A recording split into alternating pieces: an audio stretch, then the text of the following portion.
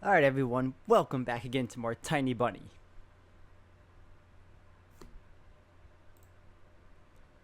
The melody carried me up to the skies, bringing back memories of that night when I was jumping over the forest.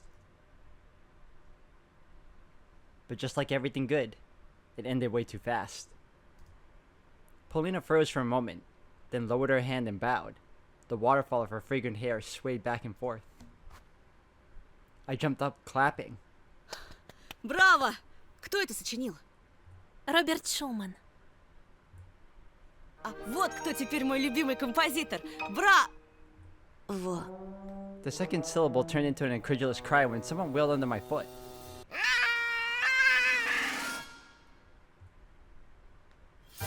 Oh, you stepped on the cat's tail. Oh no. I forgot all about the cat and all my excitement ended up stepping on her tail. She didn't give me time to apologize.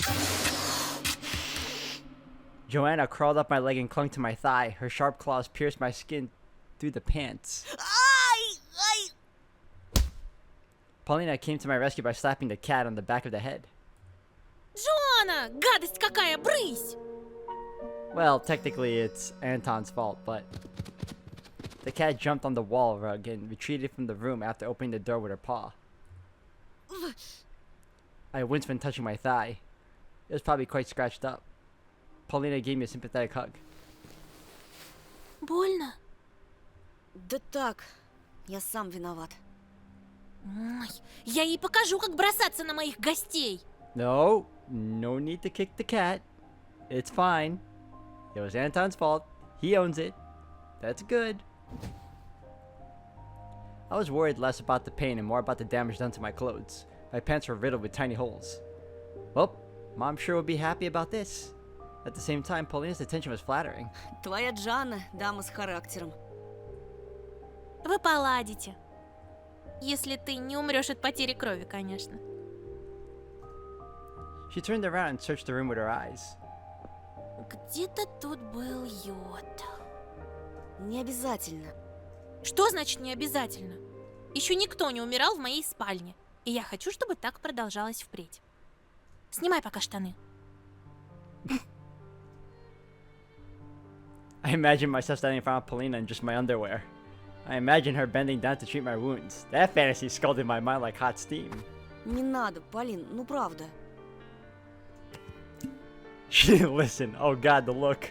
Just soaked a piece of cotton in a brownish liquid from a small, strong-smelling bottle. Пациент, я готова. Спускайте. Серьезно, дома промою. I reply erased a smile from her beautiful lips. A horizontal wrinkle ran across her nose bridge. She spoke in a voice with a tinge of capriciousness. Перестань сопротивляться. Дай я тебе помогу.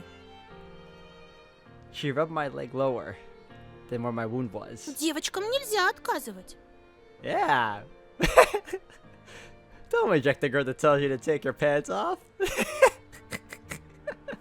Oh man. Paulina took a bold step toward me and grabbed the buckle of my pants belt. I tried dodging, but to no avail. The girl was already behind me. She placed her fingers under the belt and tried to pull down my pants. Ах ты ж...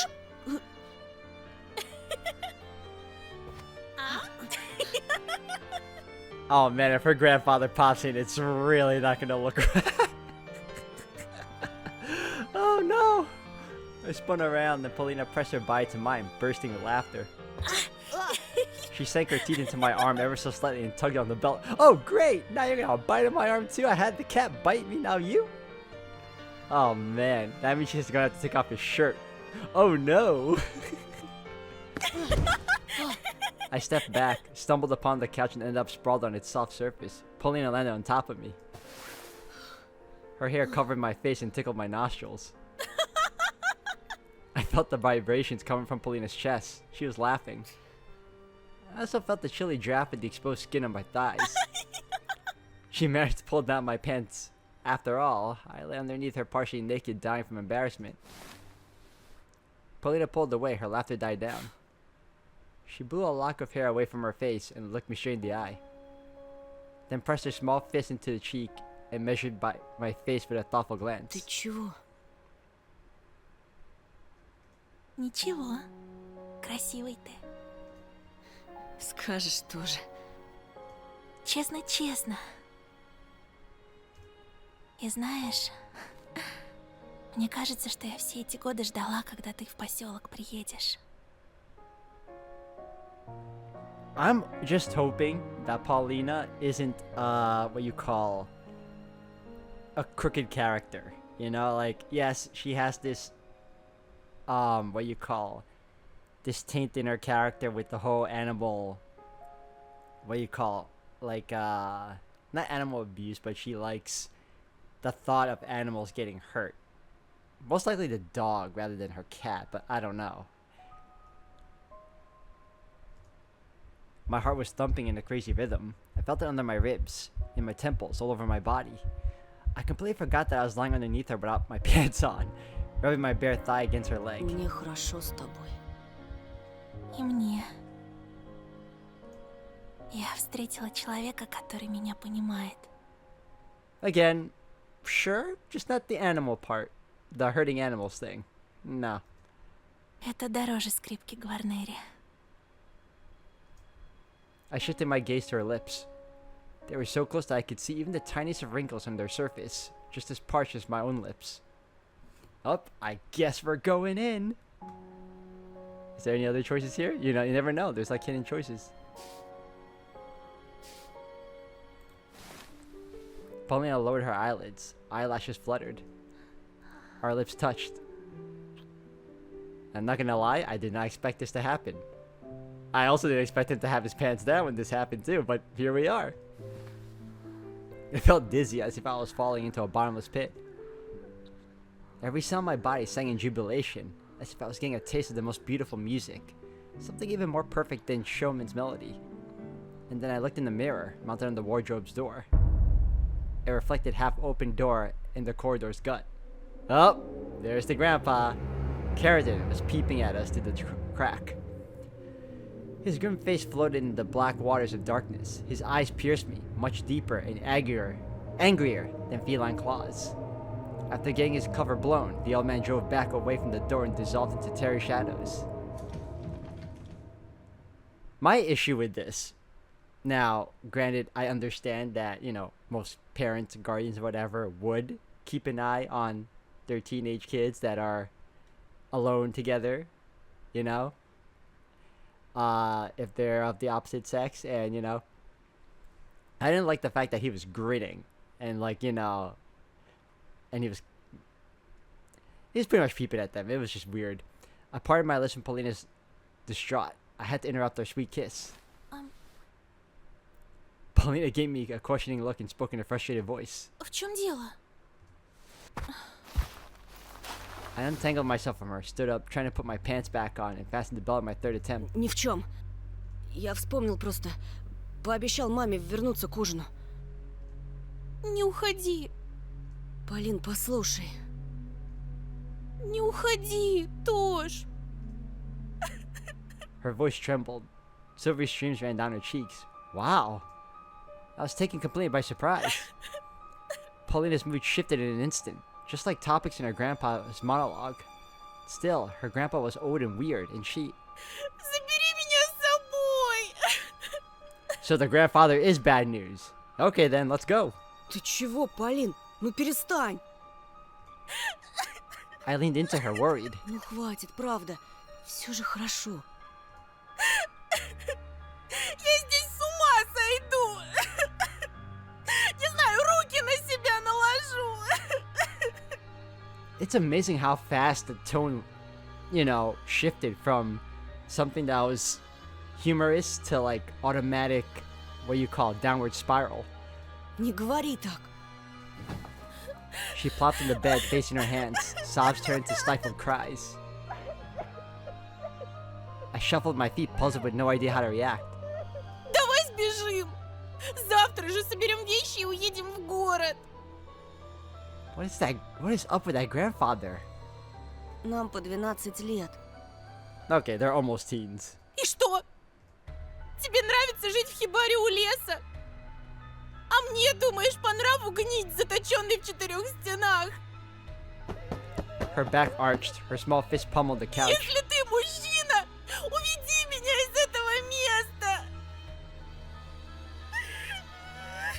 You need to leave, my inner voice blurted out. I couldn't help but agree. Прости, тебе надо отдохнуть.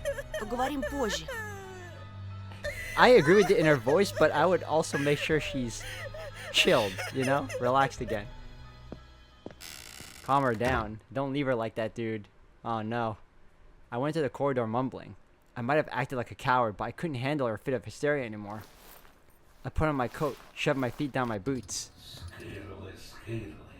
What the hell is this guy thinking now? I stared at the darkness, imagining a man eating bear.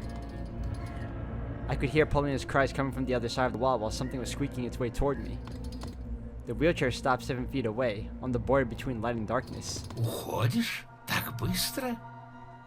I replied in a mumbling voice while tying my shoes. Простите, мама будет беспокоиться. Ты знаешь настоящее имя своей матери? Петров Антон. Shadows swirled behind Carrington. I craved to leave this eerie place as soon as possible. Нет, простите. I started apologizing left and right, anxious. Почему плачет Полина? Что случилось? Yeah, how do you explain that? Metal teeth shined in the dark.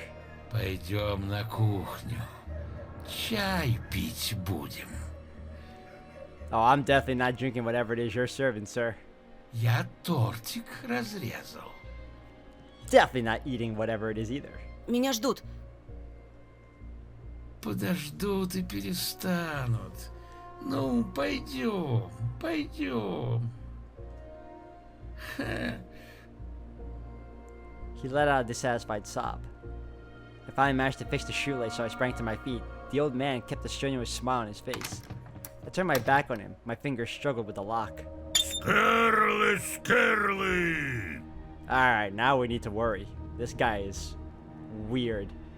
I'll be forced to stay, driven over by a wheelchair and dragged away. Скарлы, Скарлы! At this point, you might as well take his granddaughter with you. This is not a place for her to stay. This is not a kosher environment, if you will.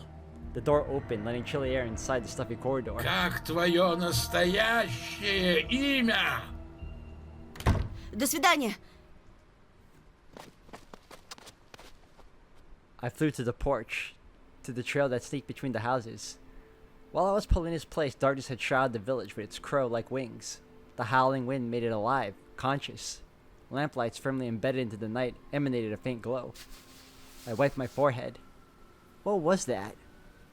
Why did Paulina throw such a tantrum? And the old man who was peeping at us.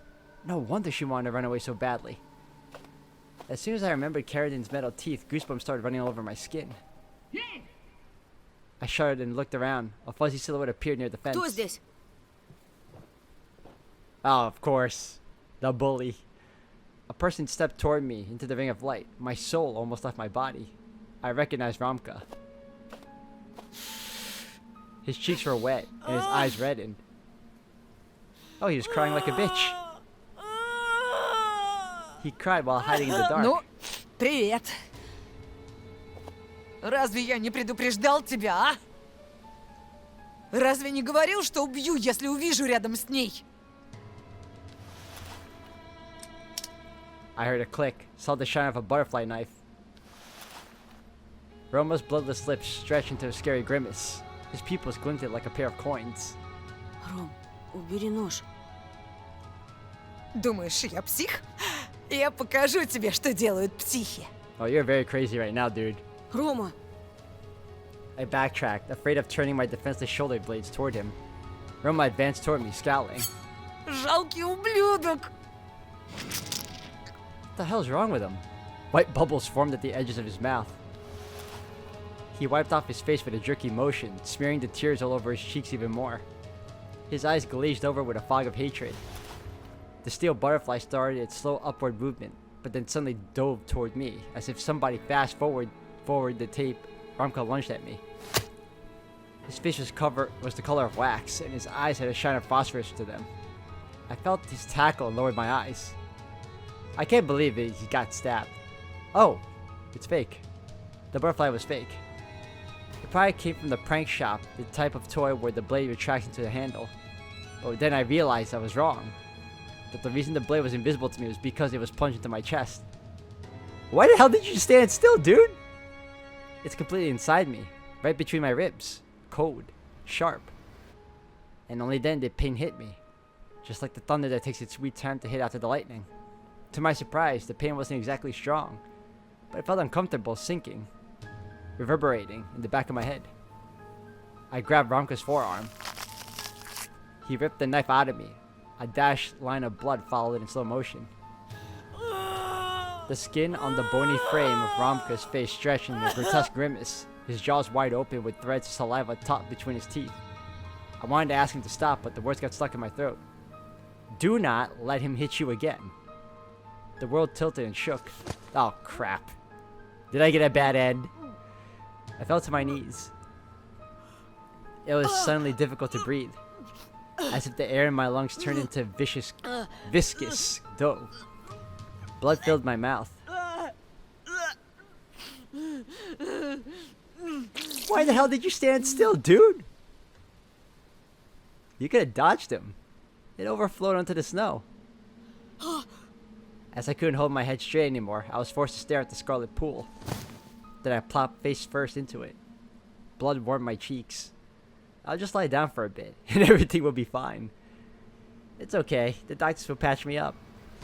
Romka grabbed me from behind and flipped me around in one violent motion. I saw his twisted face and his fanatical eyes. Dude, if you don't dodge that one, we're gonna be in trouble. Roma grabbed the butterfly knife with both hands, growled, and then brought the weapon down. Oh, crap. Yep, bad end. Into my stomach. Pain consumed my consciousness. I couldn't move. I couldn't even shut my eyes, even with all the hot droplets on my pupils. The knife flew up. Yep, you're dead. Then pierced some sort of bubble inside me, up, and down, and up again. Romka screamed and stabbed.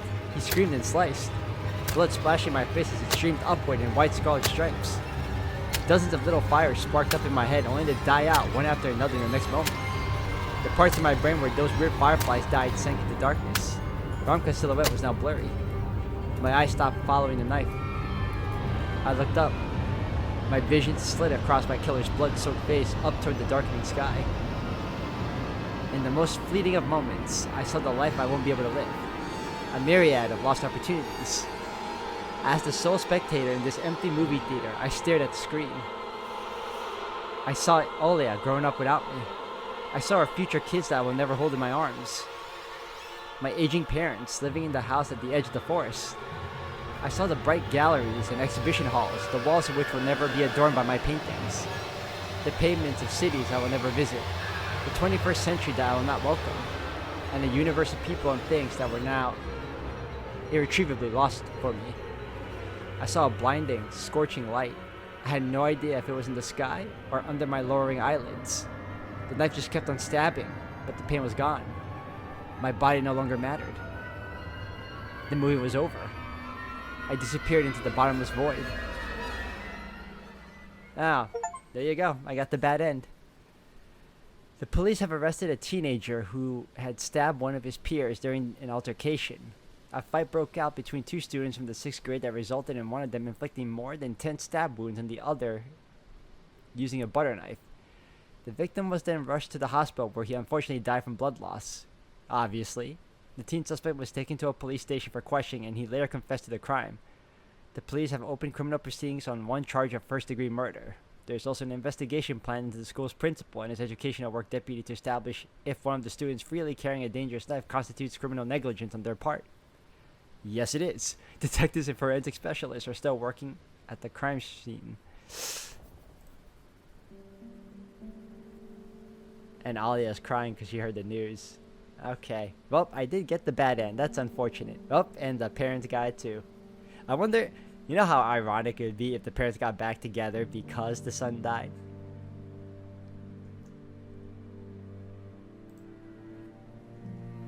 Alright, I guess my next choice would be to, unfortunately, no longer hang out with Paulina. Which is unfortunate because I actually did want to see where his story would go if he stuck it out with Paulina. But apparently sticking with Paulina leads to the bullies killing him.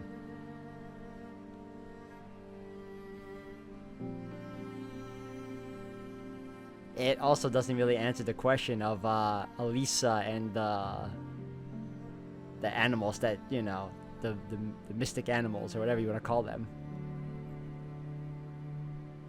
But I did like it. I still like this VN, and I'm gonna choose other scenarios because I do want to see episode 4 continue on. I mean, 5 isn't out yet. I think 5 is the last one too, but I want to see how Anton's story progresses without the obstacle of the bullies trying to kill him.